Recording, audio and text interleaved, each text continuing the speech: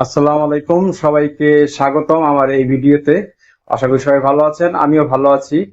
তো আসলে ভালো আছি সেটা মুখে বলার কাজ সেজন্যই বলছি, আসলে ভালো নেই। কারণ বাংলাদেশ যে এই ম্যাচটা আজকে হারলো, সেই খেলা দেখার পরে আসলে ভালো থাকতে পারছি না। কারণ বাংলাদেশ আজকের ম্যাচটিতে আগে ব্যাট করতে নেমে টসে জিতে সর্বসাকুল্যে 213 রান করে, তাও রিশাদ হোসেনের কল্যাণে।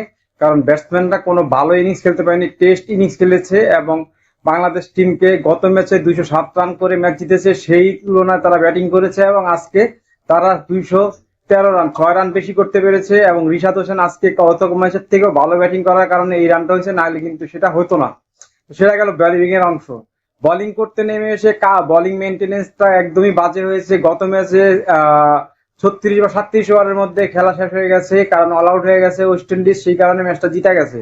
কিন্তু এই ম্যাচে কিন্তু ওয়েস্ট ইন্ডিজ শেষ পর্যন্ত খেলেছে, শেষ ওভার পর্যন্ত খেলেছে এবং বোলিং মেনটেনেন্স করতে গিয়ে দেখা গেছে যে আহ, মুস্তাফিজুর রহমান একমাত্র পেসার এই ম্যাচের। কারণ ওয়েস্ট ইন্ডিজ আজকে 50 ওভার স্পিনার দিয়ে বল করে অল রেকর্ড করেছে।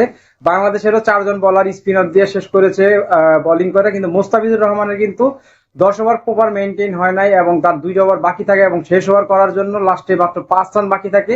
সেখানে সাইফ হাসান এসে সেই ম্যাচটা কিন্তু বাংলাদেশের হাতে নিয়ে আসে। প্রথমে ব্যাটিং করে এই রানই বাংলাদেশ জিতবে আশা করেছিল, কিন্তু জিতার মতো অতটুকুই যথেষ্ট ছিল না, যার কারণে ম্যাচটা হেরেছে।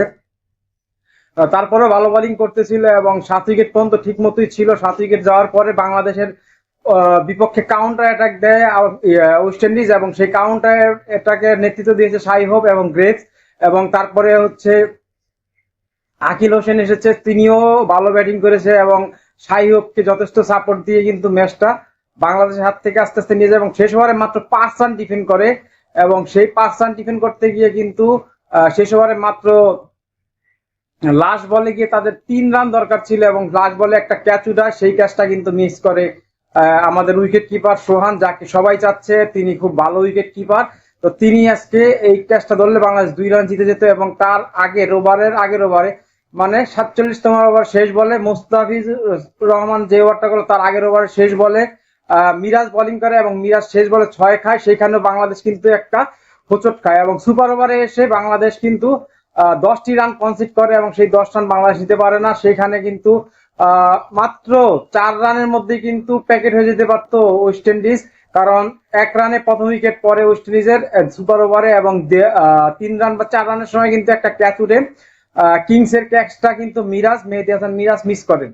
তাহলে কয়টা ক্যাচ মিস? 2টা ক্যাচ মিস। এবং ব্যাটিং করতে নেমে যাচ্ছে তাই ওয়াইডের থেকে রান পেলো, নো এর থেকে না রান পেলো, 2টা ওয়াইড একটা নো, ফ্রি হিট পেলো। তারপরে বাংলাদেশ 10 রান করতে পারলো না, 6 বল থেকে 11 রান করতে পারলো না। 5 রান কিন্তু এক্সট্রা বা এক বলই 5 রান হয়ে গেছে, বাকি 5 বলে 6 রান দরকার ছিল। সে 5 বলে 6 রান যদি সিঙ্গেল করেও নিত, তাও আমার মনে হয় ম্যাচটা জিতে যেত, কিন্তু সেটা পারেনি বাংলাদেশ। সেই জায়গায় বাংলাদেশের ব্যর্থতা এবং ব্যাটিং এর যে হীন দশা, তারা সিঙ্গেল পারে না, 4 পারে না, 6 পারে না এবং কাস্টমাইজ কোনো শট পারে না, যার কারণে বাংলাদেশ এই ম্যাচটা হেরেছে। এবং বাংলাদেশের দর্শকরা আরো একটা হারের উপহার পেল। এই মিরপুরের ধানক্ষেতের পিচ বলছে, কিন্তু সেখানে সুপার ওভার খেললে কিন্তু সুপার কন্টেস্ট হয়েছে এবং আধা ঘন্টা ম্যাচটা বাড়তি হলো, কিন্তু সেখানে লাভের লাভ কিছু হলো না। বাংলাদেশের দর্শক একটা সুপার বল দেখতে পারলো, কিন্তু দিন শেষে ম্যাচটা ওয়েস্ট ইন্ডিজ জিতে নিল এবং বাংলাদেশকে হারের স্বাদ দিল। এবং ওয়ান ডেতে বাংলাদেশের এই এত হারের পিছনে যেই